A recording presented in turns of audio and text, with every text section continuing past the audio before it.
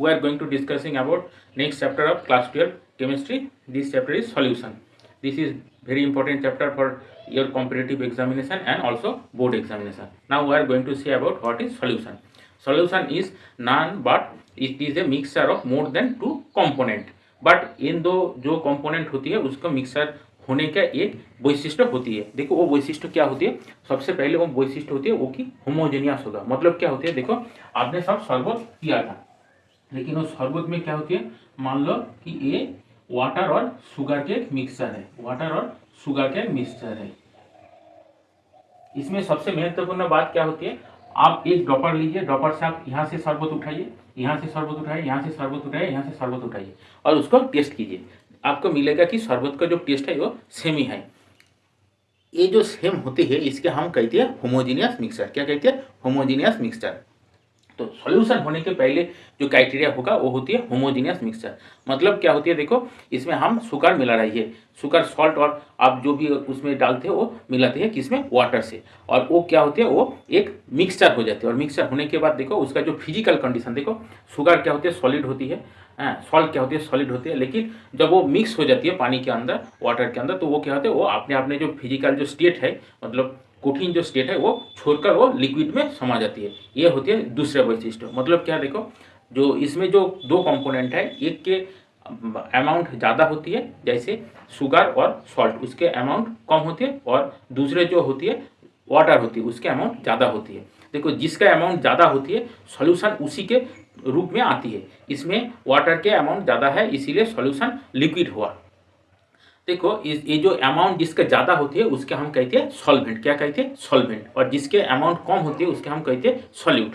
पहले यहाँ से क्या होती है, देखो ये जो वाटर है, ये हमारा जो वाटर है ये है सॉल्वेंट। क्या है, ये सॉल्वेंट है।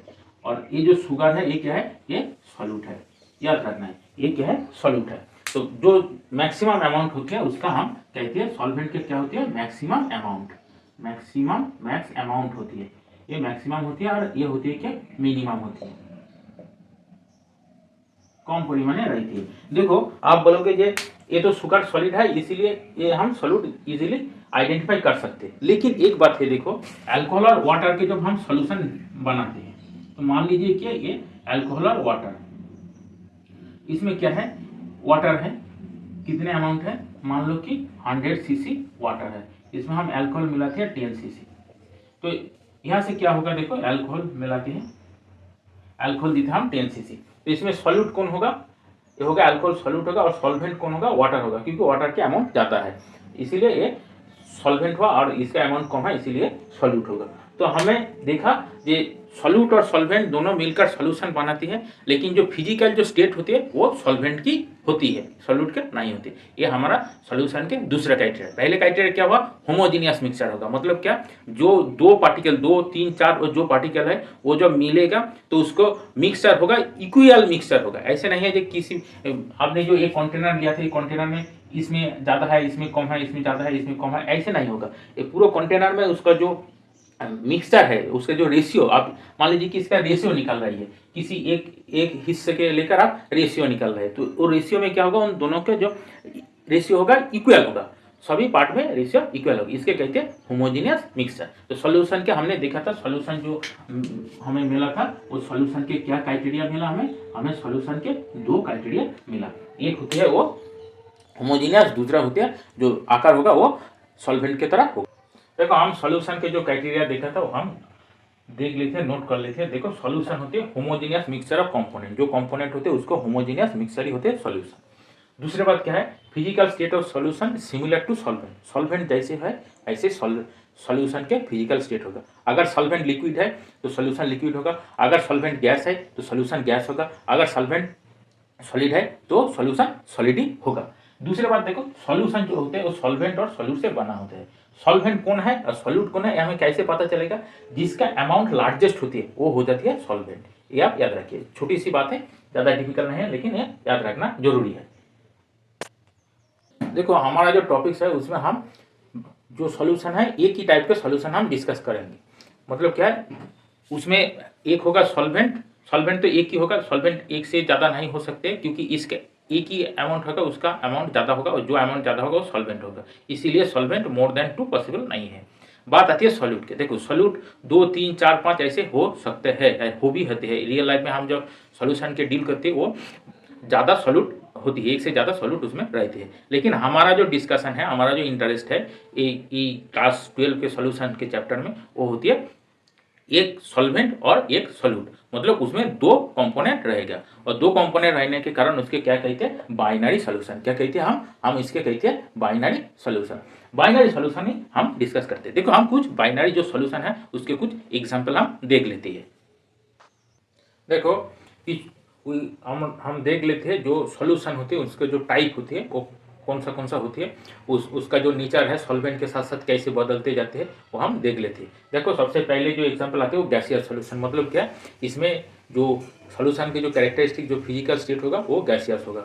मतलब गैस जो सॉल्वेंट है वो सॉल्वेंट होगा, गैस सॉल्वेंट होगा। तो इसमें देखो सबसे पहले उदाहरण है क्या, एयर तो गैस ही होती है, वो मिक्सर होती है, होमोजीनियस मिक्सर होती है, कार्बन डाइऑक्साइड, नाइट्रोजन, ऑक्सीजन, ये सब गैस के मिक्सर होती है। दूसरी आती है देखो एक गैसियस मिक्सर, इसमें सॉल्यूट कौन है, लिक्विड है, क्लोरोफॉर्म है, मिक्सर है, नाइट्रोजन के साथ मिक्सड होती है और क्लोरोफॉर्म और नाइट्रोजन में मिक्सर होती है, एक गैसियस सॉल्यूशन होती है। दूसरी आती है लिक्विड सॉल्यूशन। मतलब क्या है, इसमें सॉल्वेंट क्या होगा, लिक्विड होगा, और सॉल्यूट क्या होगा, सॉल्यूट लिक्विड भी हो सकते हैं, गैस भी हो सकते हैं और सॉलिड भी हो सकते हैं। देखो सबसे पहले उदाहरण होते हैं ऑक्सीजन। ऑक्सीजन और वाटर के जो एग्जाम्पल होता है, जो सॉल्यूशन होती है।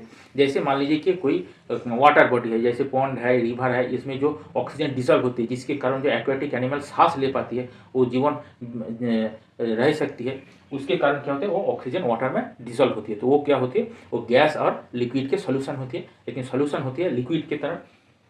दूसरा आते हैं ethanol is mixed with water. जब इथेनॉल के वाटर के साथ मिक्स करते हैं हम, तो वो क्या होते हैं, सॉल्यूट भी लिक्विड है, सॉल्वेंट भी लिक्विड है, उन दोनों लिक्विड मिलकर एक लिक्विड सॉल्यूशन बना देते हैं। दूसरे आते हैं ग्लूकोज के साथ वाटर के। देखो ग्लूकोज जब वाटर में हम घोल लेती है तो क्या होते हैं, ग्लूकोज वाटर हो जाती है। जैसे आप नींबू पानी खाते हैं, ग्लूकोन डी खाते हैं, ऐसे वो ग्लूकोन डी क्या होती है, सॉलिड होती है, आप वाटर में घोल लेती है तो क्या हो जाती है, वो लिक्विड सॉल्यूशन बनती है। लेकिन उसमें सॉलिड क्या होती है, सॉलिड होती है, सॉरी सॉल्यूट होती है उसमें सॉलिड। ये होते हैं वाटर और ग्लूकोज के मिक्सचर होती है। दूसरे देखो सॉलिड सॉल्यूशन के हम कुछ एग्जांपल देख लेते हैं। तो देखो सॉलिड सॉल्यूशन में क्या होगा, सॉलिड सॉल्यूशन में जो सॉल्वेंट होगा वो सॉल्यूट होगा। तो उसमें सॉल्यूट क्या हो सकती है, गैस, हाइड्रोजन हो सकते हैं, और मतलब क्या सॉलिड लिक्विड जो भी हो सकती है। देखो सबसे पहले उदाहरण आती है जो हाइड्रोजन और पैलेडियम के एब्जॉर्प्शन। जैसे आप जब एल्कीन और एल्काइन के जो हाइड्रोजिनेशन रिएक्शन पढ़े थे, और कुछ ही कार्बोनिल और इस कंपाउंड के जब हम हाइड्रोजिनेशन करते हैं, मतलब रिडक्शन रिएक्शन करते हैं, उसमें हम मेटल यूज़ करते हैं कैटलिस्ट के तौर पर, उसमें हम हाइड्रोजन यूज ड्राइव करते हैं। तो जब हाइड्रोजन ड्राइव करते हो क्या होती है, मेटल के सरफेस में हाइड्रोजन एब्जॉर्ब हो जाती है। इसी के कारण क्या हो जाती है, वो एक सॉल्यूशन बन जाती है, टेम्पोररी सॉल्यूशन बन जाती है। उसमें क्या होती है, वो हाइड्रोजन, पैलेडियम, निकेल, ये सब मेटल के ऊपर वो हाइड्रोजन एब्जॉर्ब हो जाती है। इसके कारण क्या होते हैं, वो एक सॉलिड और गैस के सॉल्यूशन बन जाती है। दूसरे एग्जांपल देखो सोडियम एमालगम। इसमें क्या होती है, एमालगम मतलब जो एक एलॉय होती है, किसी मेटल के जब हम बारूद से मिक्स कर लेती है तो एक एमालगम होती है। कोई तरह से एमालगम होती है, सिल्वर एमालगम हो सकती है, सोडियम एमालगम हो सकती है, और एमालगम बहुत ही यूजफुल भी होती है, बहुत ही यूजफुल होती है। तो इसमें देखो हमने एक एमालगम के एग्जांपल लिया, वो होती है सोडियम एमालगम।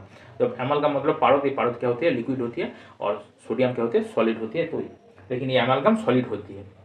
ये होती है हमारा सॉलिड सॉल्यूशन के एग्जांपल। दूसरा आती है देखो सॉलिड के साथ सॉलिड के सॉल्यूशन बनना है। देखो हम जो जितने भी हमें एलॉय यूज़ करते हैं, धातु संकर यूज़ करते हैं, वो क्या होती है, वो सभी तो एक सॉल्यूशन होती है। एक से ज़्यादा धातु की एक मिक्सचर होती है, वो धातु के हम लिक्विड में मेल्ट कर लेती है। मेल्ट करने के बाद उसके हमारा रिक्वायरमेंट के अनुसार वो धातु के हम मिक्सचर कर लेते हैं। तो उसमें क्या होता है, हमारे धातु के संकर अर्थात मेटल एलॉय बन जाती है। देखिए एक मेटल एलॉय होती है, ब्रास होती है, जो कॉपर और जिंक का मिक्सचर होती है। दूसरा आप जानते हैं ब्रास के अलावा आपके जो कांसा है, पीतल है, ब्रास मेटल है, ये सब कोई तरह से धातु आप दिन प्रतिदिन उसके साथ आप मुलाकात होती है, देखते हैं, वो सभी होती है कि एक सॉलिड के सॉल्यूशन, एक से ज़्यादा धातु के हम मिक्सर कर लेते हैं। तो हमारा ये पार्ट हो गया। हम दूसरे पार्ट में आते हैं, देखते हैं हम दूसरे पार्ट में। देखो अब तक हमने सॉल्यूशन के विभिन्न टाइप के देख लिया था, सॉल्यूशन क्या होते हैं वो हम समझ लिया। लेकिन हमें इस बार जरूरी पड़ गया ये सॉल्यूशन कैसे बनती है।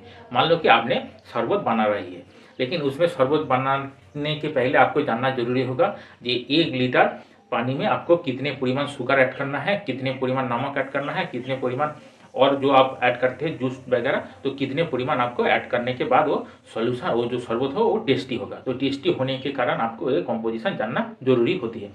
इसी तरह से देखो, हम जो केमिस्ट्री में सॉल्यूशन बनाते हैं वो हमारा किस काम के लिए आते हैं, सबसे पहले आते हैं हमारा जो एनालिटिकल जो केमिस्ट्री होती है। आप जब टाइट्रेशन किए थे, वो टाइट्रेशन के अंदर क्या देखा था, आपने एक पर्टिकुलर स्ट्रेंथ के सॉल्यूशन ही यूज़ करते हैं।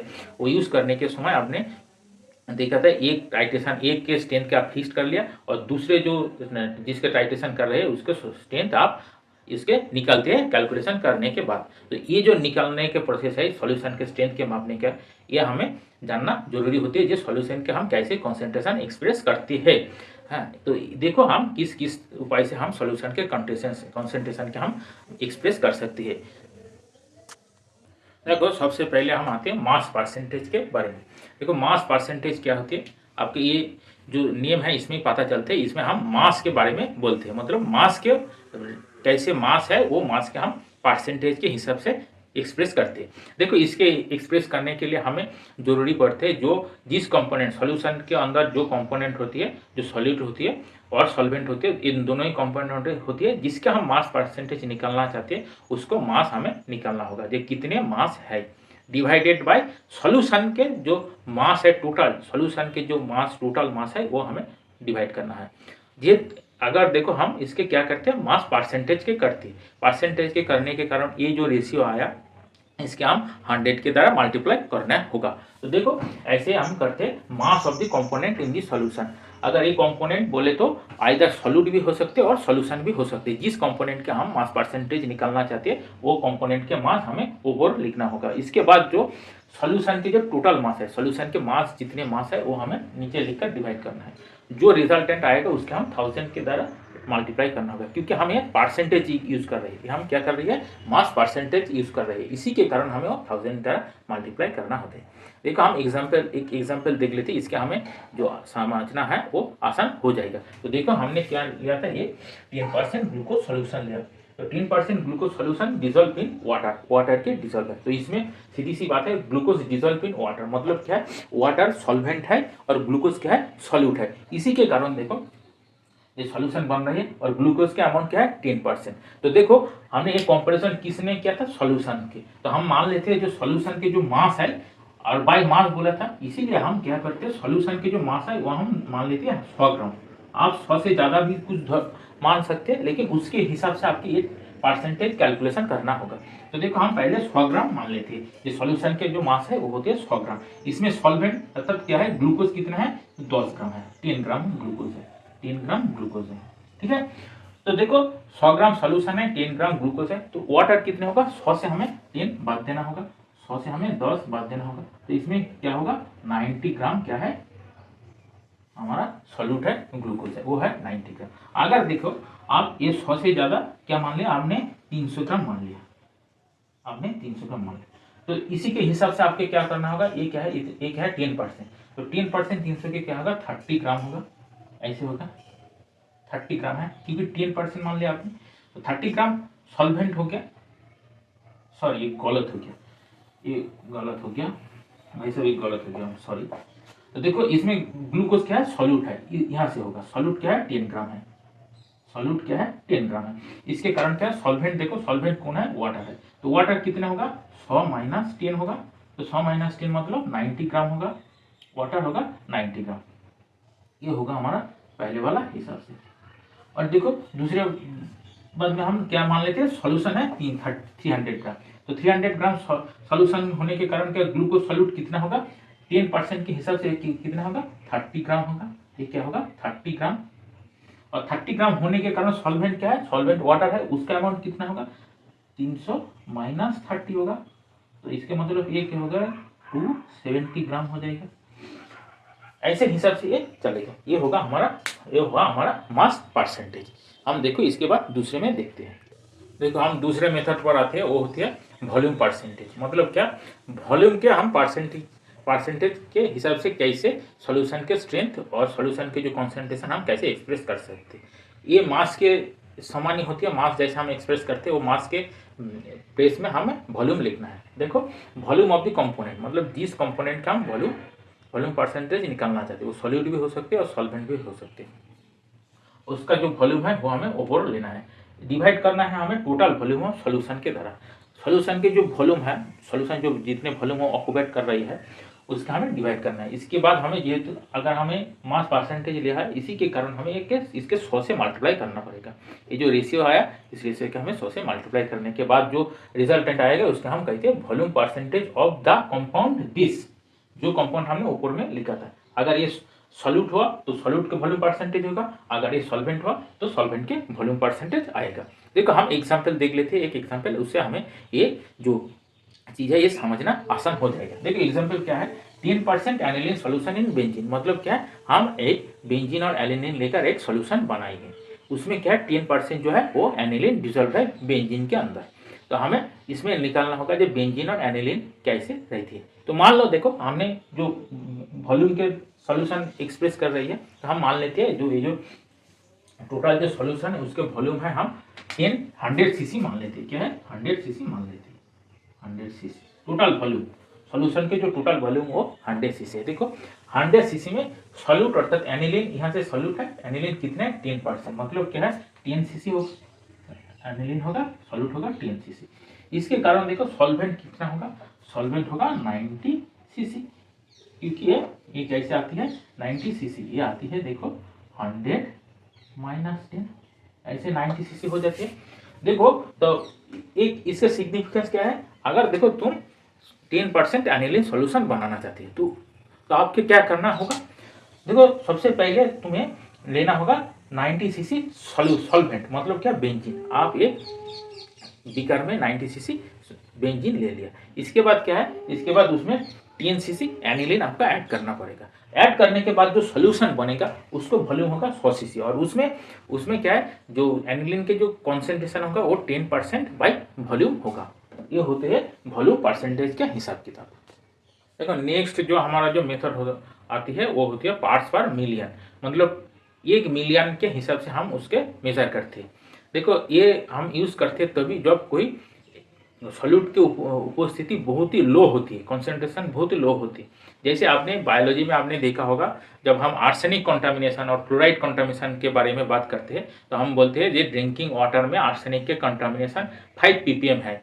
कि कोई जाएगा से हमें हमें वाटर के जो सैंपल मिला था उसमें हमें बताया, साइंटिस्ट ने रिसर्च करके लेबोरेटरी से बताया था ये इस ड्रिंकिंग वाटर में फ्लोराइड के कॉम्पोजिशन है 10 ppm, मतलब ये पीने के लायक नहीं है, ये पीने लायक नहीं है, 10 ppm ज़्यादा हो गए।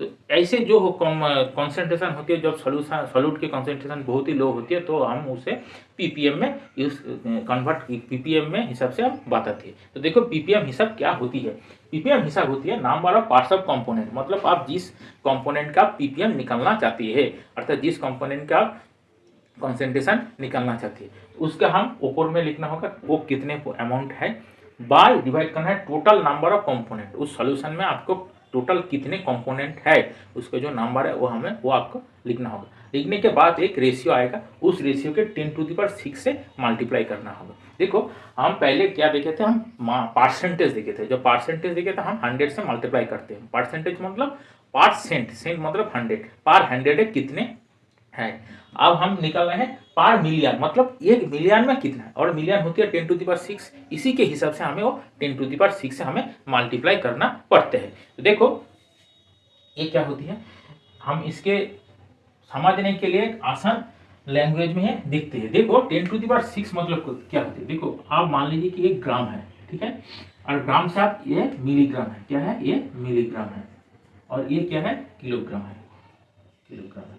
तो देखो आप मान लीजिए कोई चीज के आप 1 ग्राम ले लिया, कितने लिया 1 ग्राम ले लिया, तो 1 ग्राम वो क्या हो जाएगा, वो जब मिलीग्राम में कन्वर्ट होगा तो क्या होगा 10⁻³ हो जाएगा, क्या होगा 10⁻³ हो जाएगा। और जो वो किलोग्राम में कन्वर्ट हो जाएगा, कन्वर्ट करोगे तो क्या होगा 10⁻³ हो जाएगा। तो देखो एक बात, हम किसी चीज के मान लीजिए कि आपके पास कोई एक शुगर है, उसका अमाउंट क्या है 1 kg है, 1 किलोग्राम है, तो आप उसको मिलीग्राम में कन्वर्ट करना चाहते हैं, तो ग्राम से गया ग्राम में 10⁻³ ग्राम हो गया, तो उसके भी आप मिलीग्राम में कन्वर्ट करना चाहते हैं तो क्या हो जाएगा वो 10⁻⁶ हो जाएगा, क्या होगा वो 10⁻6 हो जाएगा। ऐसे होगा आपके कन्वर्सन, ऐसे हो जाएगी 10⁻6 हो जाएगी।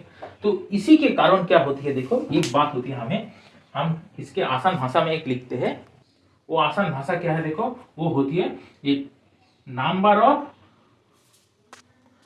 Of solute present in milligram, number of solute in milligram present पर केजी ऑफ सॉल्वेंट सॉल्यूशन। मतलब देखो पर केजी मतलब 1 केजी सॉल्यूशन में कितने मिलीग्राम सॉल्यूट है, 1 केजी में प्रति केजी पर केजी सॉल्यूशन कितने मिलीग्राम ऑफ सॉल्यूट है, यही होती है पीपीएम। देखो एक एग्जांपल देखो, 1 ppm फ्लोराइड मतलब क्या है, एक ड्रिंकिंग वाटर के टेस्ट किया था उसमें मिला 1 ppm फ्लोराइड है। उसके मतलब क्या है, 1 milligram fluoride is present in 1 kg solution. मतलब वो जो कॉन्टामिनेटेड जो वाटर है उसमें 1 kg वाटर में 1 मिलीग्राम फ्लोराइड है। अगर ये एक ना कर, मान लीजिए कि 1 ना होकर 10, 1 ना होकर मान लो कि 5 हो गया, क्या है 5 हो गया, तो इसके कारण क्या होगा, ये 5 mg fluoride is present in 1 kg solution. यही होती है पीपीएम के समझने के एक आसान लैंग्वेज होती है, ये होती है पीपीएम। देख लो, देखो इसके बाद हम अगले जो कॉन्सेंट्रेशन के एक्सप्रेशन करने का मेथड है वो हम देख लेते हैं। इसके पहले हमें देखना होगा इसके यूज कहाँ है। देखो इसका यूज होती है बीओडी के एक्सप्रेशन के यूज कहाँ होती है, यूज होती है देखो बीओडी एक्सप्रेशन। मतलब बायोलॉजिकल ऑक्सीजन डिमांड, कितने ऑक्सीजन लगते हैं एक बायोलॉजिकल प्रोसेस होने के कारण, वो बीओडी में यूज होती है। और जो आर्सेनिक और पॉल्यूटेंट जो कंटामिनेशन है, पॉल्यूटेंट का जो कंटामिनेशन है, पॉल्यूटेंट के जो कंटामिनेशन है,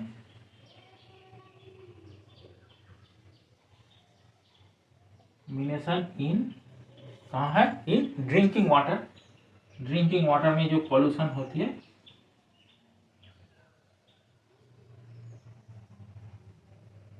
ये सब के एक्सप्रेस करने के लिए ये पीपीएम यूज होती है, ये आप याद रखना।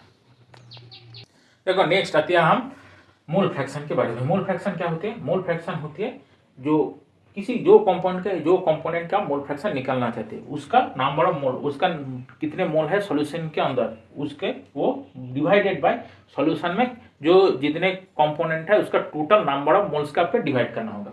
एक रेशियो होते हैं मोल का रेशियो होती है।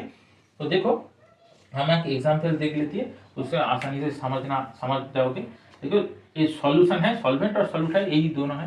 तो मान लो कि जो सॉल्वेंट है उसका N1 मोल है और जो सॉल्यूट है वो उसका सॉल्यूट का मोल है N2 है। तो सॉल्यूशन के अंदर टोटल नंबर ऑफ मोल क्या है, N1 प्लस N2 है। अगर हम निकालते हैं मोल फ्रैक्शन, तो सॉल्वेंट के मोल फ्रैक्शन कितने होंगे, हम निकालते हैं मोल फ्रैक्शन, और ये मोल फ्रैक्शन के एक्स के द्वारा हम लिखते हैं मोल फ्रैक्शन। तो मोल फ्रैक्शन क्या होगा, देखो सॉल्वेंट के मोल फ्रैक्शन क्या होगा, N1 by number of total mole कितना है, N1 प्लस N2। सॉल्यूट के मोल फ्रैक्शन क्या होगा, N2 bye N1 plus N2। এটা সমান হচ্ছে x1 আর এটা সমান হচ্ছে x2, ठीक है। और देखो इसमें और एक कैरेक्टरिस्टिक्स है, ये जो x1 और x2 ये दोनों ही होती है लेस देन 1, क्योंकि देखो ये टोटल नंबर ऑफ मोल्स ये ज्यादा होगा और ये कम होगा, इसी के कारण ये x1 और x2 इक्वल लेस देन 1 होती है। और एक बात होती है जो total number of moles x1 plus x2 ये दोनों का सम क्या होगा, 1 होगा, ये आप याद रखिए। ये आपको एग्जाम में जब आप न्यूमेरिकल सॉल्यूशन करोगे तो आपको यूज में आएगा। x1 plus x2 equal to 1 और x1 less than 1 and x2 less than 1, ये होती है सॉल्यूशन के टोटल जो मोल फ्रैक्शन के हम जो निकालते हैं सॉल्वेंट और सॉल्यूशन के, होती है हमारा मोल फ्रैक्शन।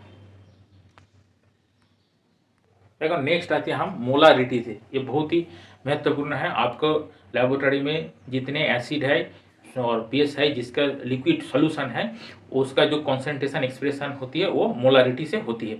आपने जब लेबोरेटरी में एनालिटिकल प्रैक्टिकल करते हैं, तो एनालिटिकल प्रैक्टिकल के अंदर आपकी क्या होती है, H2SO4 हो, ऑक्सैलिक एसिड हो, KMnO4 हो, उसका जो सॉल्यूशन लेना पड़ते है वो मोलारिटी के हिसाब से लेना होती है। तो देखो मोलारिटी क्या होती है, मोलारिटी मतलब होती है मोल्स ऑफ सॉल्यूट, सॉल्यूट का सॉल्वेंट के अंदर सॉल्यूट का कितने मोल्स होती है उसके divided by volume of solution in litre.